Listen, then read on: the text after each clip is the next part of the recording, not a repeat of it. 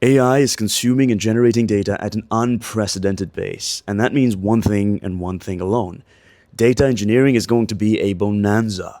So here's everything you need to know to become a data engineer in about a minute. Are we surprised that Python and SQL are the building blocks? Really? You don't have to go crazy with data structures and algorithms, but if you are working with large volumes of data, you're going to need to know how to move it and store it efficiently. You do need to know how to whip up quick scripts, and of course know Git and GitHub to collaborate with others. Now let's get into the meat of things, aka understanding the tools you have at your disposal to store and process data. Relational databases are going to be your first and only love. However, you may have the occasional affair with a NoSQL database under select circumstances. Understand that a big part of your job as a data engineer is not to support CRUD transactions, but to store data in a data warehouse in a way that is very analytics friendly. Working with data coming at you continuously, aka streaming data, and chunking up large data sets, aka batch processing, are going to be very common tools in your toolkit. If you're doing a sequence of data processing jobs over and over again, you might as well set up a pipeline for it. Understand the extract, transform, load process, and understand how to schedule or order jobs using Apache Airflow. Pandas and PySpark are going to be essential when you're manipulating large data sets, particularly in a distributed fashion. Understand that as a data engineer, you are going to be responsible for the data quality of your entire project, so make sure you're familiar with the right data monitoring tools. You are also going to be what stands between the company's wallet and a fat AWS bill, so understand cloud tools and technologies really well.